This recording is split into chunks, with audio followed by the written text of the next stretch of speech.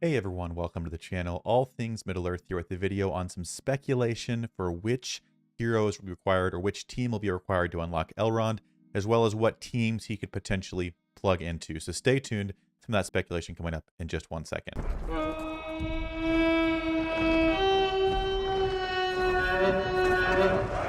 Now, we talked about this for a while on stream, and it should go without saying that this is all speculation, and until they post and tell us who is required and really what tags Elrond's going to have, we shouldn't really work on actually leveling anyone up or increasing star ranking or whatever it is, gearing up.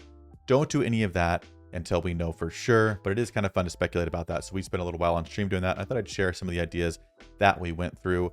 I think there's a pretty clear choice for what team will be used to unlock him, and potentially even the same team that he could be used in. But I think there are also a few other good theories, and they might just surprise us with something totally random. I hope it at least makes sense somewhat from a lore perspective, and it's not just something really random. But the first and most obvious choice, in my opinion, is the Road to Rivendell team. Now, the Road to Rivendell team they're used to unlock Sam already, who is, in my opinion, kind of the like tutorial legendary character. So they show you how that process kind of works. Now, it sounds like it's going to be a lot better for Elrond and future legendaries. You don't have to play through if you've played through Sam's missions, you can just put them on auto and it just takes forever for the apples to regenerate. So it's kind of a weird thing. I'm not really sure why they made that choice for that instead of making it just a standard, 1-star on your team allows you to play the first level, so on and so forth to 7. They did state that Elrond will be required at 5 stars to use or to unlock. So whatever team is required will need at 5 stars. But I think the best choice, just from a story perspective, it makes sense that it would be the Road to Rivendell team.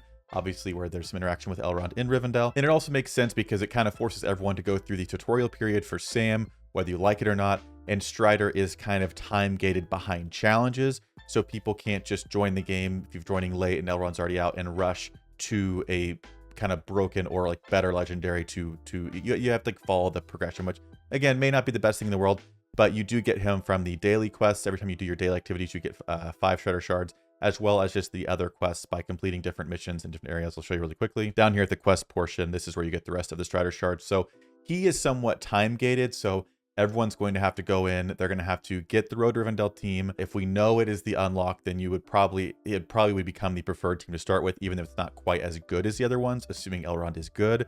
So it'd be like in Galaxy of Heroes, where you play with the Phoenix Squad starting out, not because they're amazing, but because you use them to unlock 2 different legendaries, actually, or almost 2 legendaries. So you use them for a little while as an easy early team to get, but the characters you get out of them form much better teams. So if Elrond ends up being good and requiring this team, I think the preferred start to farm, just for the sake of convenience, will be the Road to Rivendell team. However, you're just going to have to suck it up for the first little while until you get them to, unlock Elrond, because I don't think they're as good in Arena or really any other areas as, say, the Rohan team, for example. But I think that Road to Rivendell team makes the most sense. The other thing in terms of, not only what will be required to unlock him, is who he will fit into. Now, we did talk about the potential of him potentially being able to play with this team. He's not really a part of the Road to Rivendell team, but they could give him that tag as someone to make this team more viable. Maybe you end up subbing out one of the hobbits. Maybe he has a passive that boosts stats. Maybe he's got a lead. I don't know, but it would be interesting if this team kind of wasn't as not amazing as it is. The other thing is he could just have a Rivendell tag, and these heroes could be given a Rivendell tag. Again, right now they just have the Road to Rivendell, Hobbit, Light, he's Pippin, support, and dagger, but they have basically the Hobbit or Men or Ranger for Strider and the Road to Rivendell tags. There could be a new Rivendell tag added that Elrond could be a leader of, so it may not be the full team here that you would have to use with that 5. Maybe there are more characters we get down the road that could be used with him, but any combination of that, I think it would be cool, and it would make it worth having to use this team to get Sam and then get Elrond, that they kind of work together and make a good team. But they could also just be used to unlock him, and then he's played with a different team completely, which is the case sometimes in these types of games. So don't expect it to be that clean to where it's you use them and get something out of them and then they're good. It could be you have to use them, they're not good, but you get something out of it, but then you have this like potentially 7-star Road to Rivendell team on your roster that, again, will end up being just like a super backup team for you down the road as we get to bigger events that require multiple teams. So I think that's the most popular answer I've seen, and it makes sense. So I don't know. I'm curious what you guys think. Do you think it'll be Road to Rivendell? I think it might be, but we'll have to wait and find out. Another kind of popular option is one in the opposite alignment. If you've played Galaxy Heroes or other games, they kind of mix it up and do both the opposite alignment and the same alignment. So sometimes it's good heroes to unlock a good hero, and sometimes it's evil to unlock good. So we talked about just, really any evil orcs or whatever. Something that makes sense to me based on the location could be the Misty Mountains. Again, this gives you a little bit more than 5, so it's a more flexible start, and we could map out, okay, if you're starting out for evil, if you get Elrond with this team, this is the best, like, easy team to farm to get Elrond, and then use him with a separate good side team.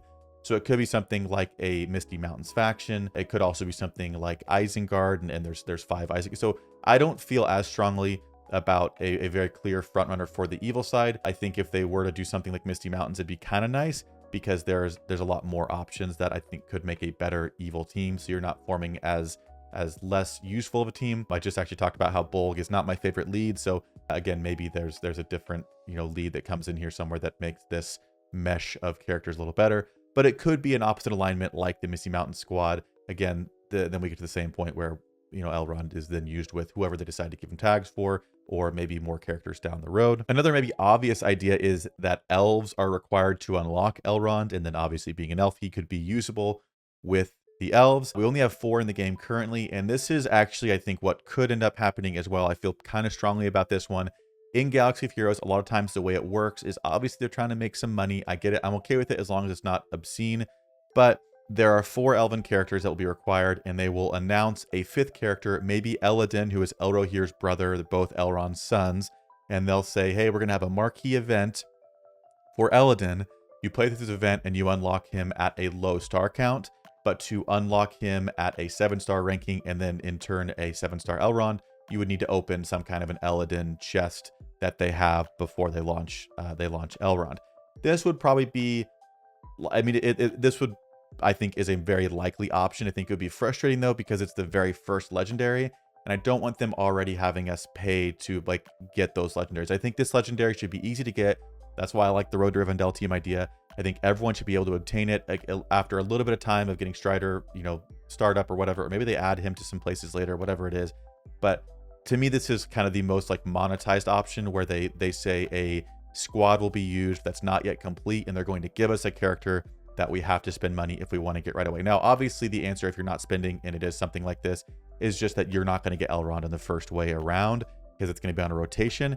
And that's pretty normal for these types of games. If you are not a heavy spender, don't expect to get the new characters the first time they come out. The second time they come out, sure, you could have the gear ready for them, and they're going to be put on a node to be farmable, and you can then, slowly unlock them and gear them up and get whoever it is you're going for.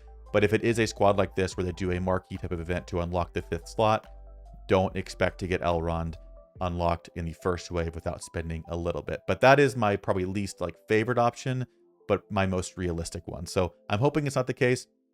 I think it should be obtainable by everyone, even free-to-play players, that you can just go in and get a solid character who is fun to play with. Again, Elrond, he's annoying to deal with in the challenges we have him in right now as an AI. I'm sure it'll be different, so I don't want to speculate too much yet about his kit, but I think he'll be a very, very cool character either way. But I think that is a pretty realistic option for who could be used for him. One final idea, again, it may be none of these, it may be something totally different. It could be a combination of some of these things, but one final idea we did have was some kind of a family tree to unlock him. So obviously there's kind of the adopted son relationship with Strider. You have Elrohir and Elladan, which could be put into the game, who is, I think, as like an AI in the game right now. So you could have Elladan added to the game. You could have Arwen added to the game.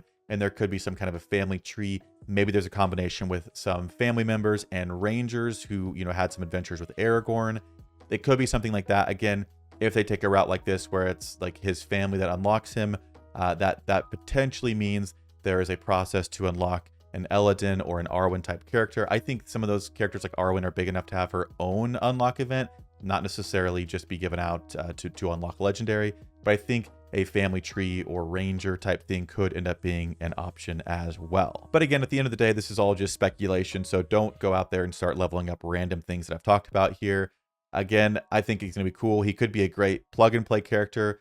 He has a revive currently, which might be limited just to light side characters or elves. I'm not sure once he comes out, but if he doesn't and it's just a revive and he killed allies, he could be a great plugin for Arena to have a huge heal with an AoE and a revive on your Arena team whenever you're running. Is probably going to be a positive thing to add. So if you do get something knocked down, and then we'll live in the Elrond meta of Arena where you have to try and focus Elrond down so he doesn't revive everyone, which will be probably annoying to deal with. But that's how these games start. When the first character comes out that's good, the teams are going to look like that, and then we'll have a second one, and then it'll balance out at a certain point.